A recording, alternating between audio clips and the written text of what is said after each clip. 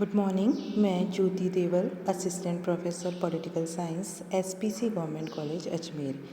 कल के लेक्चर में हमने व्यवहारवाद के उदय और विकास के कारण को समझने का प्रयास किया था। आज हम देखेंगे कि व्यवहारवाद का क्या स्वरूप है और उसकी मूल मान्यताएं जो हैं वो क्या हैं। Saline features of behaviourism. द्वितीय विश्व युद्ध के बाद राजनीति विज्ञान में परंपरागत राजनीति के विरोध में एक क्रांति हुई जिसे हम व्यवहारवादी क्रांति के नाम से जानते हैं। ये राजनीति विज्ञान को वैज्ञानिक बनाने का प्रयास था। ये राजनीति विज्ञान को साइंटिफिक बनाने की कोशिश थी। व्यवहारवाद जो है वो ये मानता है कि अध्ययन की इकाई जो है वो बहुत बड़ी ना होकर लघु होनी चाहिए और व्यवहारवादी दृष्टिकोण जो है वो छोटे छोटे विषयों के गंभीर अध्ययन और विश्लेषण को प्राथमिकता देता है। राजनीति शास्त्र में व्यक्ति और व्यक्ति समूह के व्यवहार का अध्ययन जो है वो उपयुक्त है और व्यवहारवाद ये मानता है कि हमें मनुष्य के व्यवहार का अध्ययन करना चाहिए क्योंकि जितनी भी संरचनाएं हैं वो मनुष्य के व्यवहार से प्रभावित होती है। व्यवहारवाद ये मानता है कि अध्ययन और शोध जो है वो सिद्धांत निर्माण से प्रेरित होनी चाहिए, यानी जो भी हम अध्ययन करें उनका एंड जो है वो किससे होना चाहिए, सिद्धांत निर्माण से होना चाहिए। व्यवहारवाद की सबसे बड़ी विशेषता है कि यह सिद्धांत का प्रयोग पर बल देते हैं। व्यवहारवाद जो है वो अंतःनुशासनात्मक दृष्टिकोण पर बल देता है। इसका अर्थ है कि राजनीति में एकाकी प्रस्तुति नहीं होनी चाहिए क्योंकि राजनीतिक व्यवहार जो है वो मनुष्य के सामाजिक व्यवहार का छोटा सा पक्ष है। डेविड ईस्टन जो है उन्होंने अपना लेख the current meaning of behaviourism में व्यवहारवाद के आधार और लक्ष्यों को निम्न प्रकार से समझाया। डेविड ईस्टन जो व्यवहारवाद के प्रणेता माने जाते हैं, उन्होंने बताया कि व्यवहारवाद जो है उसके प्रमुख लक्षण जो हैं वो क्या है। सबसे पहला जो पॉइंट है वो है नियमन, जिसे इंग्लिश में हम वेरिफिकेशन कहते हैं। डेविड ईस्टन या व्यवहारवादी ये मानते हैं कि राजनीतिक व्यवहार में सामान्य सिद्धांतों को खोजा जा सकता है। मनुष्य का जो राजनीतिक व्यवहार है उसमें कई बार ऐसी प्रवृत्तियां होती हैं जो बार बार सामने उभर कर आती हैं और उसके आधार पर हम निष्कर्ष निकाल सकते हैं, सामान्यीकरण कर सकते हैं और उसी के आधार पर राजनीतिक घटनाओं को हम समझ भी सकते हैं और उसके आधार पर भविष्यवाणी भी कर सकते हैं। दूसरा जो है वो है सत्यापन, वेरिफिकेशन। व्यवहारवादी कहते हैं कि मानवीय व्यवहार के संबंध में जो सामग्री हम एकत्रित करते हैं उसको दोबारा जांचने और उसको पुष्टि करने की क्रिया को जो है वो सत्यापन कहा जाता है। वस्तुतः सत्यापन जो है वो वैज्ञानिकता का आधार है।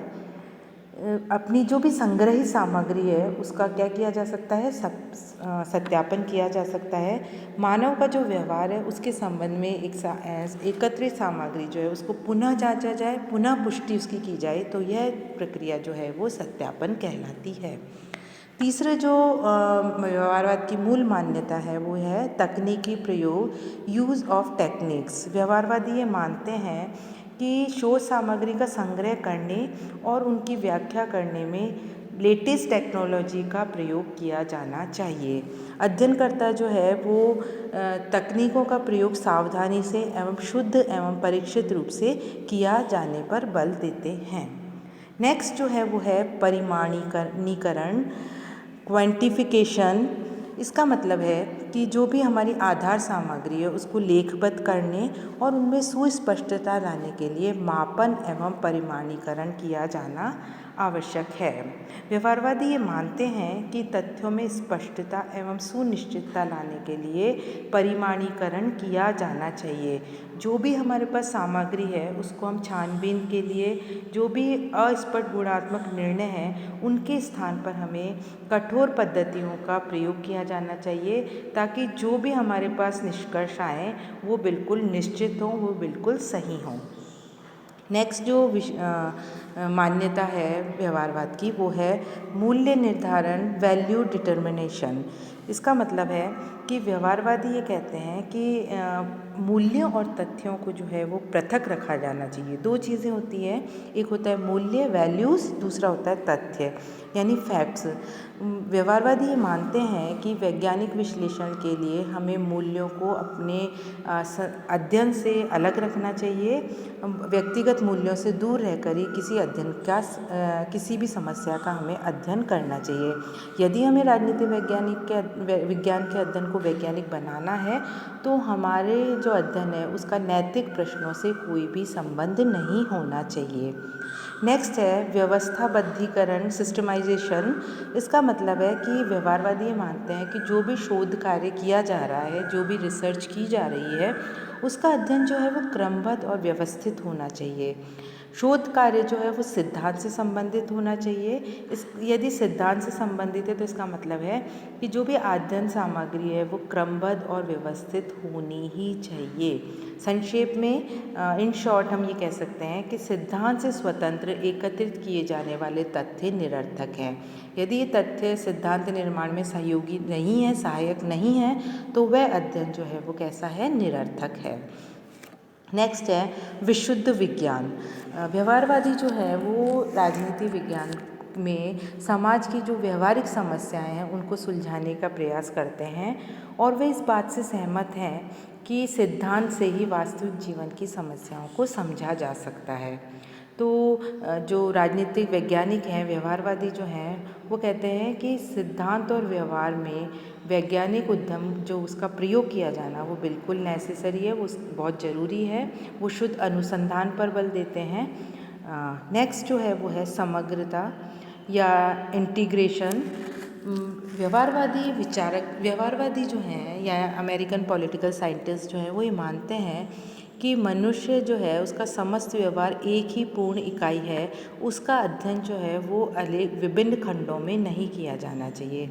यानी व्यवहारवादी मानते हैं कि मनुष्य एक सामाजिक प्राणी है और उसकी सामाजिक, राजनीतिक, आर्थिक, सांस्कृतिक जो भी अन्य प्रकार की जो गतिविधियां हैं उनके बीच में हमें सीमाएं रेखा नहीं खींचनी चाहिए। यदि हमें किसी भी चीज़ को, किसी भी घटना को समझना है तो हमें मनुष्य का जो राजनीतिक घटना है उसके सभी पहलुओं का अध्ययन करना होगा, तभी जो है हम उस अध्ययन को पूर्ण कर पाएंगे। इन शॉर्ट, संक्षेप में यदि हम कहें तो व्यवहारवादी जो है वो इंटरडिसिप्लिनरी अप्रोच पर बल देते हैं। कहने का तात्पर्य है कि मनुष्य जो है वो सभी चीज़ों से प्रभावित होता है, सामाजिक, आर्थिक, राजनीतिक, धार्मिक।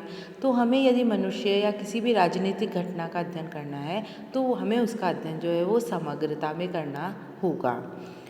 कल का जो हमारा लेक्चर होगा, क्लास होगी, उसमें हम व्यवहारवाद की आलोचना करेंगे। व्यवहारवाद की क्या क्या आलोचनाएं की जाती है उसको समझने का प्रयास करेंगे। Thank you.